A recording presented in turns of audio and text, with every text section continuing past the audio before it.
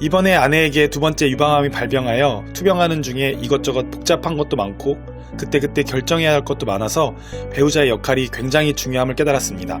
치료하는 것은 의사 선생님이 하시고 치료받는 것은 환자가 하지만 그 모든 것을 결정해야 하는 것은 보호자이자 배우자이기 때문입니다. 그래서 이제 아내의 치료가 어느 정도 마무리되어 그동안 갈고 닦은 유방암에 대한 내용들을 진짜 아무것도 모르는 30대 남자 두 번째 유방암을 겪은 환자의 보호자의 관점에서 한번 말씀드려보고자 합니다.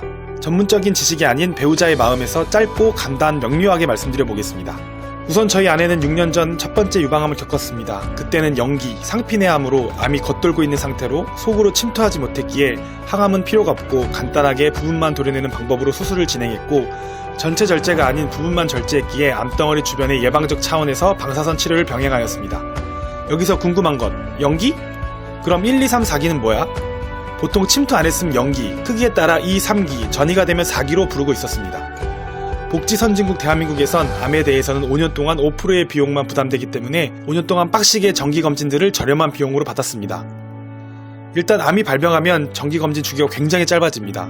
보통은 2년에 한 번씩 하는 유방검진을 6개월에 한 번씩 하게 됩니다. 그래서 5년이 지나 이제는 유방암에 대한 기억이 흐릿해질 때쯤 정말 아무 생각 없이 받은 검진에서 이번에는 반대쪽 가슴에 암이 발견되었습니다. 이번에는 1기 0.7mm 침유성 암으로 암세포가 침투했으므로 지난번보단 크기가 작았음에도 1기로 분류되었고 아무런 통증이나 만져지는 것 없이 정기검진으로 발견된 케이스입니다. 정말 정기검진 꼭 최대한 자주자주 받으시길 권유드립니다. 이번 치료부터는 여러가지 생각해 볼 것들이 있었습니다. 첫 번째로 제 아내에게는 가족력이 있었고 이렇게 짧은 시간에 그것도 반대쪽 가슴에 다시 암이 발병하기란 쉽지 않기 때문에 유전자 검사를 받아보길 권하셨습니다. 일명 브라카라는 검사로서 안젤리나 졸리가 암이 발병되지 않았음에도 예방적 차원에서 양쪽 가슴과 난소 난관을 절제하여 유명해진 검사입니다.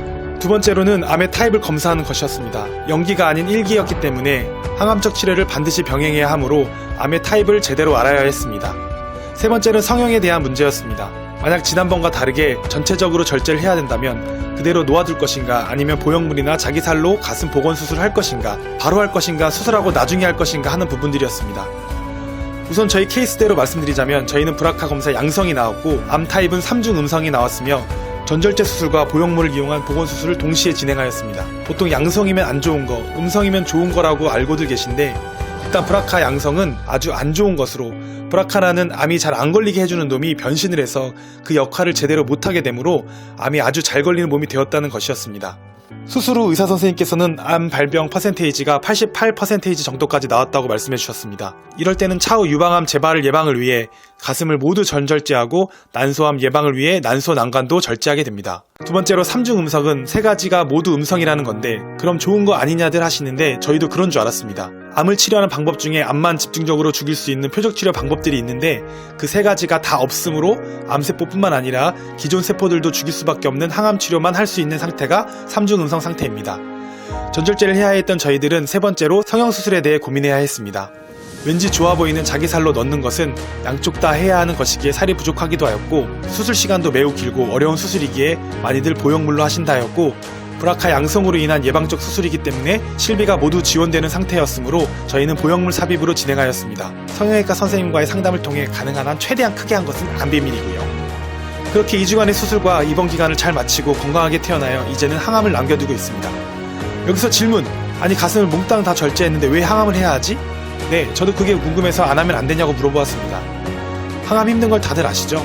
근데 아무리 크기가 작아도 암세포들이 이미 몸에 침투를 했고 몸에 돌아다녔기 때문에 항암을 통해 그것들을 제거해야 하므로 항암은 꼭 필요하다고 합니다. 또한 3중 음성 타입은 다른 치료법이 사실상 없기에 항암 말고는 방법이 없습니다. 참 우울하죠.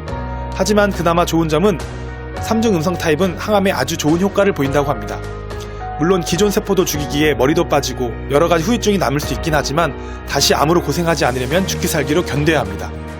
저희는 지금 딱 이 상태입니다. 이번 주부터 항암이 시작되고 3주 간격으로 총 4번의 항암을 진행하게 됩니다. 암이 크거나 전이가 되신 분들은 선항암을 하고 암덩어리의 크기를 줄여 수술하고 나중에 후치료를 하시기도 하고 호르몬 약을 수년간 드시거나 항암 치료를 수십 회씩 하기도 하십니다. 하지만 영기든 4기든 암이 발병되었다는 사실은 많은 것들을 앗아가고 우울증에 또 미안함에 좌절감까지 오는 것도 사실입니다.